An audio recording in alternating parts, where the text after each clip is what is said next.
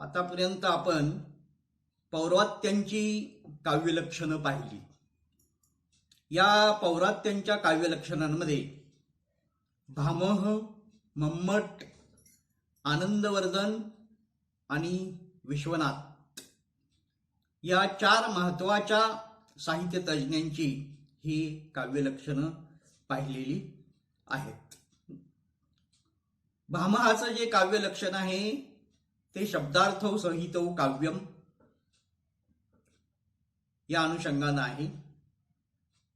मम्मटाचं काव्यलक्षण आहे ते तद्ददौषौ शब्दार्थो सगुणो अनलंकृती पुनः क्वापी हे आहे. नंतर आनंदवर्धनाचं काव्यलक्षण पाहिलेलं आहे आणि त्यानंतर विश्वनाथाची काव्याबद्दलची सुटसुटीत व्याख्या पाहिलेली आहे, ती म्हणजे वाक्यम रसात्मकम काव्यम. या चार साहित्य तज्ज्ञांच्या नंतर आता आपल्याला पाश्चात्य साहित्य तज्ज्ञांच्या काव्यलक्षणांकडे वळायचं आहे. जे पाश्चात्य साहित्य तज्ज्ञ आहेत त्याच्यामध्ये वर्ड्सवर्थ, कोर्टहोप, मॅथ्यू आर्नॉल्ड आणि कार्लाइल हे महत्वाचे साहित्य तज्ज्ञ हे आहेत. या महत्वाच्या चार साहित्य तज्ज्ञांच्या व्याख्या पाहण्यापूर्वी एकंदरीत पाश्चात्य साहित्य लक्षणं किंवा पाश्चात्य काव्य लक्षणं कशावर आधारलेली आहेत याचा प्रामुख्याने आपण थोडासा विचार करूया. आपण म्हणजे आपल्याकडची साहित्याची लक्षणं ही सर्वसाधारणपणे सौंदर्य तत्वावरती आधारलेली आहेत. सौंदर्य म्हणजे फक्त दिसायला सुंदर असं नव्हे, तर इथं दिसण्यातलं सौंदर्य आणि असण्यातलं सौंदर्य किंवा भासण्यातलं सौंदर्य किंवा त्याहीपेक्षा भावनेतलं सौंदर्य फार महत्वाचं आहे. भावनिक सौंदर्य म्हणजे सुंदर. एखादी कलाकृती सुंदर म्हणजे त्यात वैचारिक सौंदर्य असतं, शाब्दिक सौंदर्य असतं. हे वैचारिक सौंदर्य, शाब्दिक सौंदर्य, कलात्मक सौंदर्य, कल्पनात्मक सौंदर्य याचा एकत्रित भाव म्हणजे त्यातून काय सूचित केलेलं आहे, त्यातून कोणत्या प्रकारचं सौंदर्य आपल्या प्रत्ययाला येतं हे यात आहे. पाश्चात्य साहित्य तज्ज्ञांनी सुद्धा सौंदर्य हेच काव्याचं आणि ललित कलांचं प्राणतत्व मानलेलं आहे आणि सौंदर्य हेच प्राणतत्व मानून काव्याच्या व्याख्या केलेल्या आहेत. भावनात्मक अनुभूतीचा रमणीय आविष्कार म्हणजे काव्य हे त्यांना मान्य आहेच, पण काव्यात केवळ भावनेला महत्व नसून भावनेच्या आविष्कारालाच, भावनेचा आविष्कार म्हणजे एक्सप्रेशन, भावनेच्या आविष्कारालाच खरं महत्व आहे यावर त्यांनी भर दिलेला आहे. काव्यातलं भावनाविष्काराचं महत्व ध्यानात घेऊन डी क्विन्सी या अभ्यासकानं भावनेला पॉवर ऑफ लिटरेचर असं म्हटलेलं आहे. पॉवर ऑफ लिटरेचर याचा मराठीत अर्थ काय? लिटरेचर म्हणजे साहित्य आणि पॉवर म्हणजे शक्ती, म्हणजे साहित्याची शक्ती. साहित्याची शक्ती कशात आहे? तर इमोशनल एलिमेंट्स, भावनिक अंग, जी इमोशनल एलिमेंट्स आहेत या इमोशनल एलिमेंट्स मध्ये पॉवर ऑफ लिटरेचर हे आहे. काव्यात भावनेचं अगर वस्तूचं वास्तव चित्रण हे कवीच्या अंतःसृष्टीत जी प्रतिमा साकार होते त्याच्या कल्पनात्मक प्रतिक्रियेला जो सौंदर्यपूर्ण आकार येतो त्याची अभिव्यक्ती म्हणजे काव्य असं म्हटलं जातं. तसं पाहिलं तर ह्या पाश्चात्य साहित्य तज्ज्ञांच्या जवळपास 10-11 व्याख्या आहेत. या 10-11 व्याख्या फक्त उल्लेख म्हणून तुमच्या पुढे मी करणार आहे, पण ज्या महत्वाच्या व्याख्या आहेत त्या वर्ड्सवर्थ, कोर्टहोप, अर्नोल्ड आणि कार्लाइल यांच्या व्याख्या ह्या आपण अधिक स्पष्ट करणार आहोत.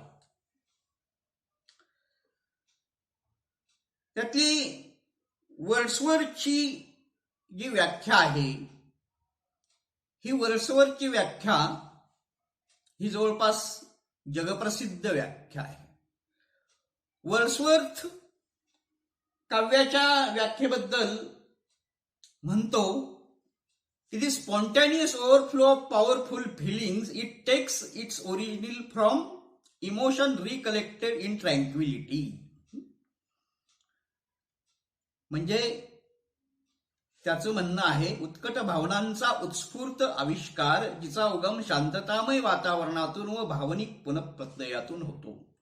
आधी या सगळ्या व्याख्या मी तुम्हाला सांगतो आणि त्यानंतर महत्वाच्या ज्या 5 व्याख्या आहेत या 5 व्याख्यांचं स्पष्टीकरण हे करतो. त्यानंतर रस्किन हा जो साहित्यशास्त्रज्ञ आहे, रस्किनची व्याख्या आहे ती म्हणजे the suggestion by the imagination of noble ground for the noble emotion. म्हणजे उदात्त भावनांची कल्पनांच्या साह्यानं झालेली अभिव्यक्ती म्हणजे काव्य. त्यानंतर केबलची व्याख्या जी आहे त्या केबलच्या व्याख्येमध्ये तो असं म्हणतो की a vent for overcharge feelings of a full imagination. Overcharge म्हणजे उचंबळून येणं.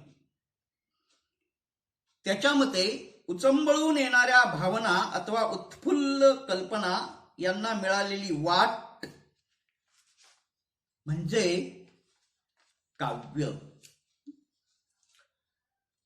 त्यानंतर कोर्टहोपची जी व्याख्या आहे या कोर्टहोपच्या व्याख्येमध्ये तो म्हणतो the art of producing by the just expression of imaginative thought and feeling in material language.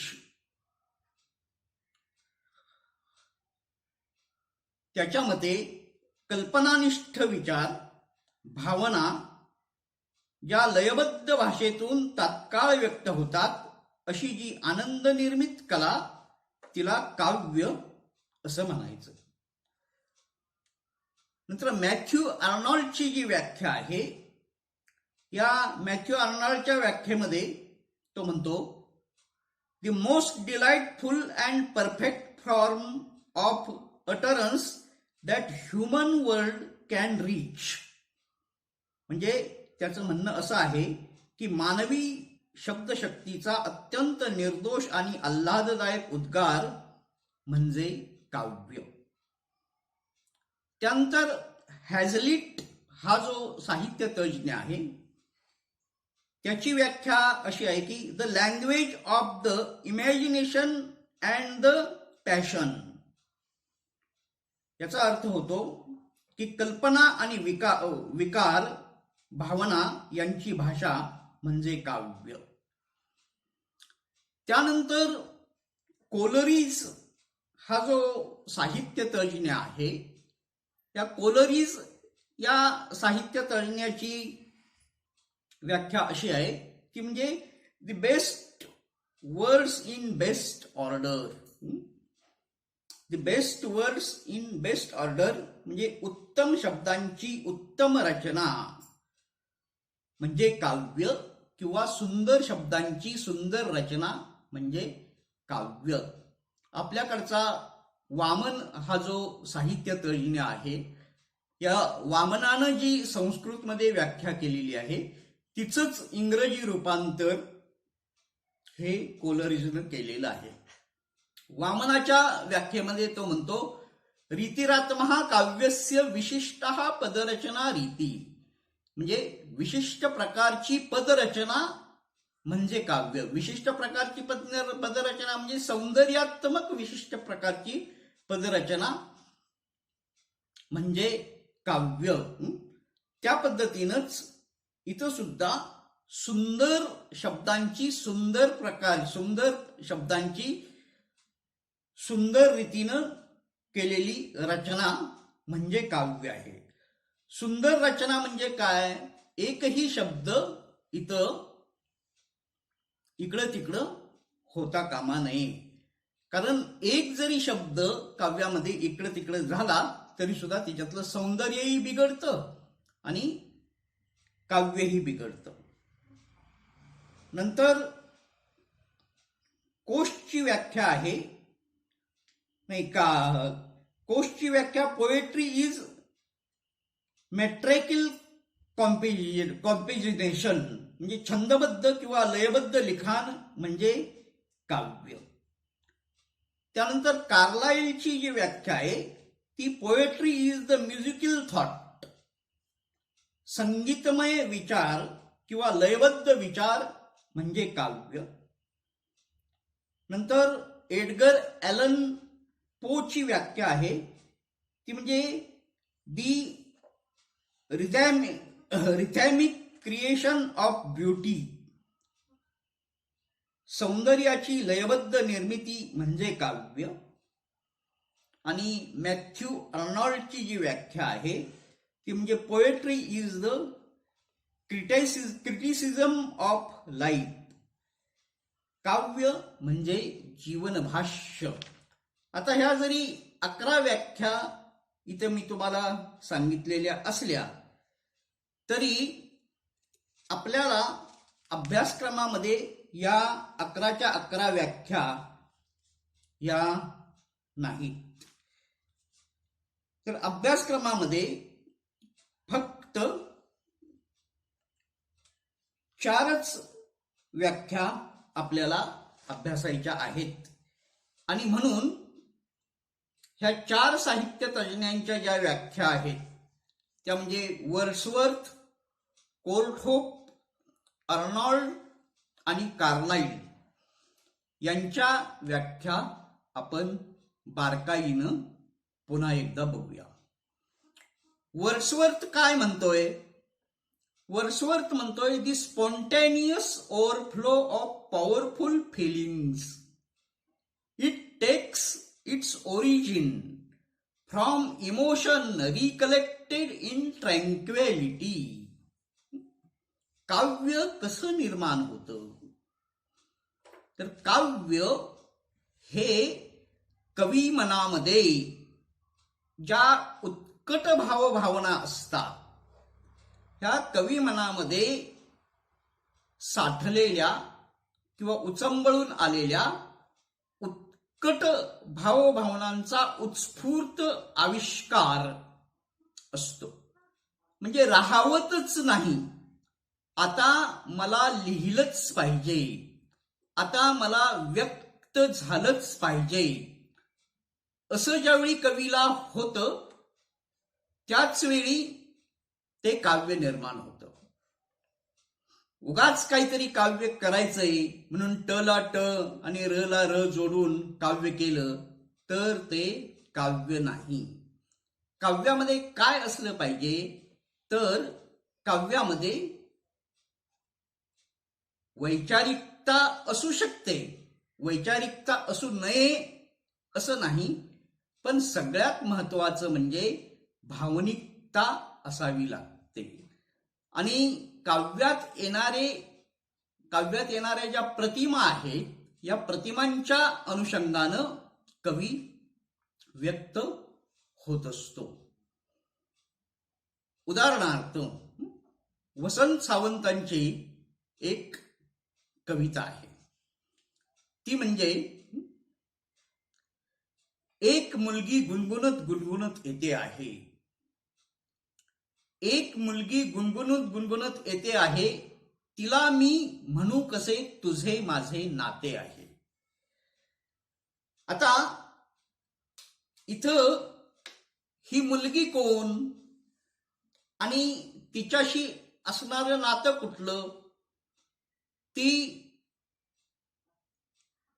कवी कुठल्या तरी मुलीला म्हणत नाही, पण शब्द कसे आहेत, एक मुलगी गुणगुणत गुणगुणत येते आहे, तिला मी म्हणू कसे तुझे माझे नाते आहे. हे कुणाला म्हटलेलं आहे? हे म्हटलेलं आहे ते प्रतिभेला म्हटलेलं आहे, प्रतिभेला उद्देशून.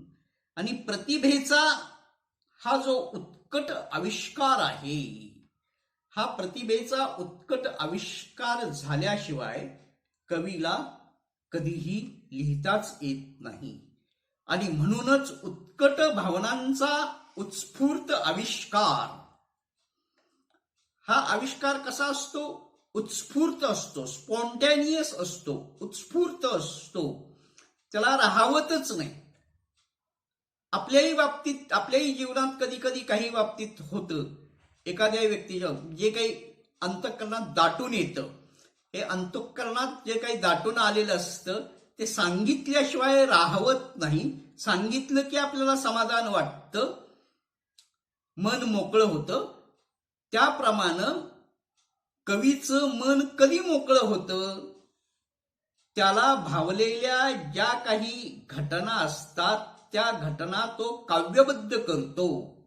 तो घटना जशाच्या तशा कधीच सांगत नाही, तो काव्यबद्ध पद्धतीनं त्या घटना सांगत असतो. आणि त्यात मग पदरचं बरंचसं काही घातलेलं असतं. म्हणजे काव्य म्हणजे काय असतं? तर काव्य म्हणजे कवीनं वास्तविक घटनांना दिलेली काल्पनिक पुटं असतात. वास्तविक घटनांना काल्पनिक पुटांच्या अनुषंगानं हे काव्य तयार होत असतं. आणि या उत्स्फूर्त भावनांचा आविष्कार, जिचा उगम कशातून होतो? जिचा उगम शांततामय वातावरणातून आणि भावनिक पुनःप्रत्ययातून होतो. वातावरण कसं आहे? शांततामय आहे आणि भावनिक पुनःप्रत्यय. कवीला जर काही सुचायचं असेल तर त्याला भावनिक पुनःप्रत्यय सुद्धा आला पाहिजे आणि वातावरण त्याला काहीतरी काव्य सुचावं असं असलं पाहिजे, तरच त्याला काव्य सुचतं. अन्यथा त्याला काव्य हे सुचत नाही. आता दुसरा साहित्य तज्ञ आहे, त्याची व्याख्या अशी आहे. दुसरा साहित्य तज्ञ कोर्टहोप. कोर्टहोपची व्याख्या, the art of producing by the just expression of imaginative thought and feeling in metrical language. कोर्टहोपची व्याख्या ही आहे, कल्पनानिष्ठ विचार भावना ज्या लयबद्ध भाषेतून तात्काळ व्यक्त होतात अशी जी आनंद निर्मित कला, तिला काव्य असं म्हणतात. त्यानंतर कार्लाइलची व्याख्या आहे की पोएट्री इज म्युझिकल थॉट, म्हणजे संगीतमय विचार म्हणजे काव्य. आणि अर्नॉल्डची व्याख्या आहे, poetry is the criticism of life, म्हणजे जीवनाचं भाष्य. काव्य म्हणजे जीवनभाष्य. अशा प्रकारे पाश्चात्य साहित्य तज्ञांच्या ह्या व्याख्या या भागामध्ये आपण पाहिलेल्या आहेत.